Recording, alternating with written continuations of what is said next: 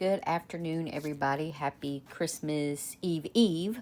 Today, I've got to finish up my candies. I've been running around, got a bunch of stuff done, and my candies have been like driving me crazy. So, today, I'm going to be doing chocolate covered pretzels and vanilla covered pretzels.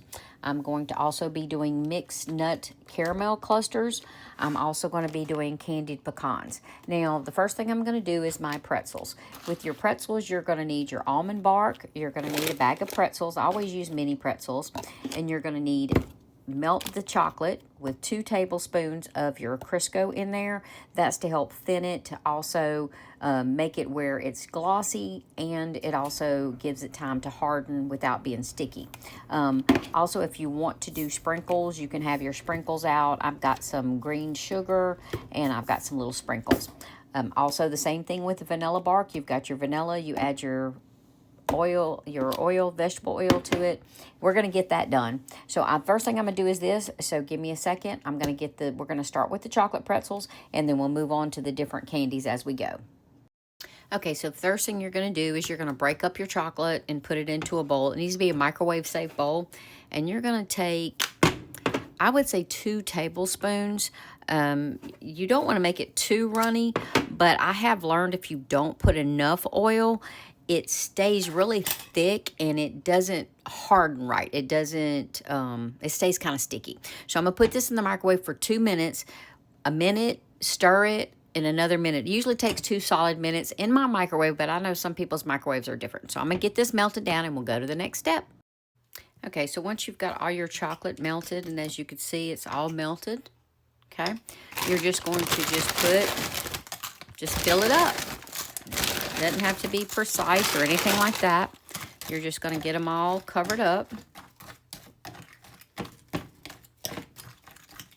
And this is just super simple, just a few ingredients. And instead of going to the store and paying, $5 for just a small bag of vanilla or chocolate pretzels, for about the same amount of money, you can make a big gallon-sized bag and hand them out as little gifts, or, keep them for yourself, for the grandkids, things like that. So once you got them all coated, you're just literally going to just take your fork, tap it on the side because you don't want too much excess, and then you're going to lay it on the paper.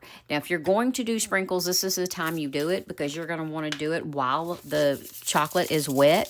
So usually my grandkids are here and they're the ones who help me, but I kind of waited until, like I said, kind of the last minute to get my candies, to get this part done. So they are not here today, so I am having to do this myself. So I probably won't do a whole lot of sprinkles, but this is just kind of to let you know, again, if you're going to do sprinkles, do it while the chocolate or the vanilla is wet.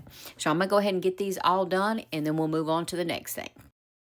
So the chocolate ones have hardened, as you can see. By the time I finished doing all of them, the chocolate had hardened on it. It's not sticky or anything. Now, what I will say is you are going to have to be kind of quick with it, because by the time you get to the end, you will see that the chocolate has hardened. So I usually just set this aside, because what I like to do is heat this back up after I do the vanilla pretzels and kind of do a little swirl over them. So with the vanilla, we're going to do the same thing. You're going to put your vanilla in there, and you're going to do about 2 tablespoons of oil. Now, with the vanilla, you have to be a little bit more careful, because I've noticed that you have to stir it about every 30 seconds because it will brown. It'll kind of get like crunchy bits in it. So you do need to make sure you stir this enough to where it softens without starting to burn. So I'm going to get this melted, and I'll be right back. Okay, so once you got the vanilla and the oil melted, it should be the same thing. It should be runny, okay? Now you're going to add your pretzels in here the same way we did the chocolate. It's literally the same thing. We're just making vanilla pretzels this time around. Now, something I didn't mention is if you don't have parchment paper, you can use wax paper, and you can even use aluminum foil in a pinch. Just make sure, if you are using aluminum foil, to spray it with a little bit of cooking oil. I mean, you don't want to spray it with a whole lot of cooking oil, but just spray it with a little cooking oil, and then that way, it doesn't stick. And yes, I do reuse my wax paper, because it doesn't matter if it gets a little chocolate on it or if it gets some of the sprinkles, that's fine. So of course, you can start fresh. You can put all new wax paper down. That's completely up to you. I've just, over time, it doesn't seem to matter. You know, if it gets a little bit chocolate on the vanilla or a few little sprinkles on it. So now again, if my grandsons were here, they like to do the sprinkles. So I'm going to go ahead and put a little bit sprinkles on them. I prefer them just plain, but if you want to do sprinkles, this is something fun to do with the grandkids or the kids, you know, just making little candies together. It's something simple, something easy they can do. It doesn't get if you're using a microwave safe bowl, then it doesn't get too hot for them to touch or anything like that.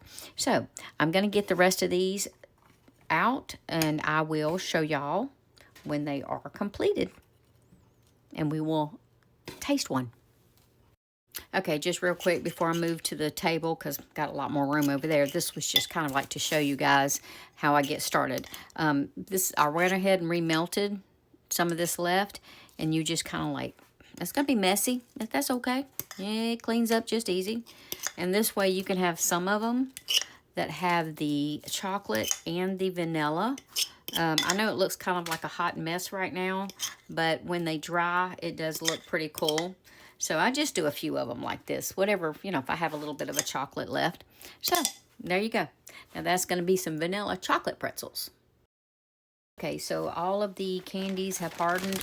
This is how much I got from from one batch of the white chocolate or the vanilla almond bark, and also from the chocolate. So pretty much a gallon-sized bag. It didn't use up all of the pretzels, but pretty much.